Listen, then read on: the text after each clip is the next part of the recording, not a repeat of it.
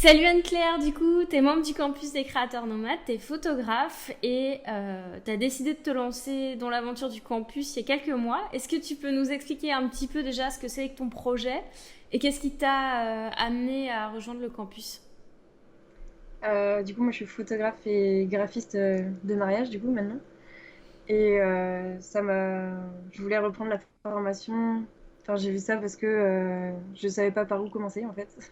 Je m'étais juste lancée officiellement en janvier et je pense que la formation est tombée un peu à pic, du coup, pour lancer ce projet. Et ça m'a aidé un peu à me cadrer pour lancer tout ça, quoi. Qu'est-ce qui te bloquait particulièrement justement avant de te lancer? Euh, je me suis lancée en disant, je suis photographe, graphiste. Et, c'est cool, mais en fait, ça veut rien dire aussi, quoi. C'est qu'est-ce que je propose et c'était surtout ça qui me bloquait, à savoir qu'est-ce que je voulais faire. En fait, j'allais un peu dans plein de directions et donc ça m'a aidé à construire des objectifs justement pour ça. Et comment tu t'es dit que t'allais rejoindre? Il y avait un truc en particulier qui te donnait envie de participer? Euh, le fait d'être nomade, quoi, surtout, c'est un peu le rêve aussi de pouvoir bouger, de, enfin, comment dire, d'être photographe tout en étant la possibilité de la liberté de bouger, quoi. Parce que quand on s'est rencontrés, parce qu'on s'est parlé à plusieurs reprises, toi, t'étais en Irlande à ce moment-là, c'est ça? C'est ça. Et du coup, t'as voyagé avec ton copain en Irlande, là, t'es revenu en France. Ouais. Qu'est-ce que t'as fait depuis? Qu'est-ce que ça t'a apporté, la formation? Où est-ce que t'en es un petit peu? Il y a beaucoup de choses qui ont bougé, du coup.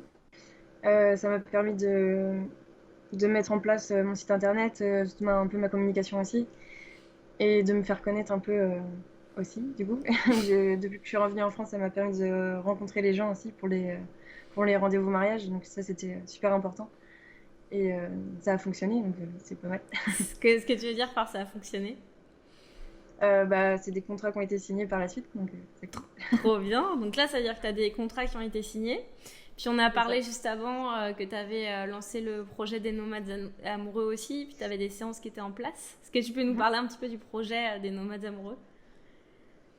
Du coup, c'est un projet perso que j'ai lancé pour prendre des photos des nomades, de partir à la rencontre des nomades et du coup de les prendre en photo et de récupérer des témoignages à côté de, pour comprendre leur vie, leur façon de vivre en fait. Parce qu'il y a plein de façons différentes d'être nomade maintenant. Et j'ai envie de montrer que c'est possible de vivre autrement en fait. Voilà.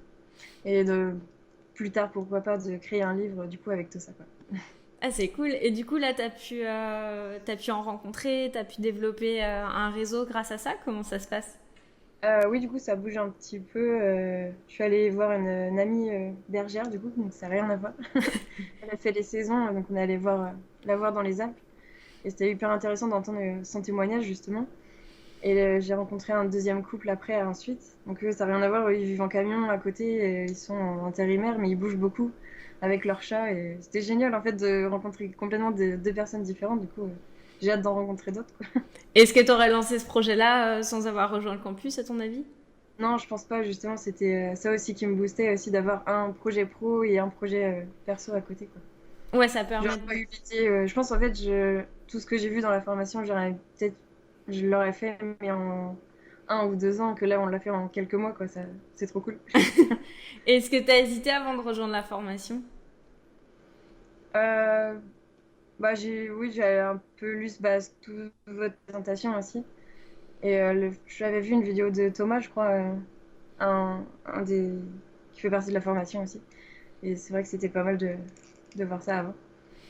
Du coup, c'est ça, c'est le fait de voir que quelqu'un d'autre était passé par là qui t'a rassuré. Qu'est-ce qui t'a Oui, donné aussi, envie, ouais. Il y a un truc c'est qui... rassurant de voir que ça marche aussi pour les autres. Et voilà. Et du coup, là, si t'avais quelqu'un qui voulait participer à la formation, qu'est-ce que t'aimerais lui dire s'il hésite là, il est en mode, ouais, je sais pas, je le fais, je le fais pas. De foncer parce que c'est la bonne solution. Est-ce qu'il y a quelque chose que t'as fait que t'aurais jamais osé faire avant la formation? Ou que tu pensais pas que tu sois capable de faire? Des rendez-vous mariage, là, comme ça, j'avais peur aussi au début de rencontrer les gens. Et pareil pour mon projet perso, d'aller interviewer les gens. Je suis pas du tout de nature comme ça, en fait. Et le fait de me pousser à faire ça, du coup, j'en suis tellement contente, en fait, maintenant. Parce que ça a des bonnes, ça m'apporte beaucoup de choses, quoi, je veux dire. C'est cool. Et est-ce qu'il y a un aspect de la formation que tu as préféré au niveau de la communauté, de l'accompagnement, des vidéos? Est-ce qu'il y a un truc qui t'aide particulièrement? Le feu de camp avec tous les autres créateurs, ça c'est vraiment un super truc, je trouve, parce que ça permet d'échanger énormément. Dès qu'on a une question à poser, il y a toujours quelqu'un qui est là. Ou inversement, pour moi, pour donner mon avis sur d'autres choses, quoi. Ça, c'est super cool, quoi. Trop cool.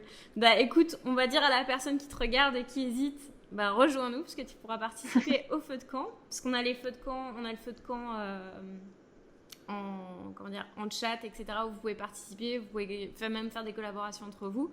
Où on est là aussi pour répondre aux questions. Puis il y a aussi les feux de camp qu'on organise en live où là chacun peut parler de son projet, puis on peut tous rebondir sur le problème. Parce que toi, tu as participé à plusieurs de ces feux de camp là aussi. J'en ai fait 2, ouais, c'est ça. Et t'as apprécié l'expérience? Ouais, carrément, ouais. De voir les gens en face aussi, enfin en face, hein. De voir leur tête, ça fait du bien aussi. Et, euh, et de voir les projets de chacun aussi, ça, c'est très motivant, je trouve. Ouais, on est moins seul dans l'aventure. Ouais. Bah, on trouve que c'est important justement ce point-là parce que nous on a la chance avec Mumu d'être à deux dans le truc. Mais c'est vrai que quand t'es tout seul, moi aux périodes où j'étais toute seule dans les projets, des fois c'est un peu dur de pouvoir prendre du recul ou de savoir ce qu'il faut faire à ce moment-là. Du coup, On fait le point, quoi, comme ça.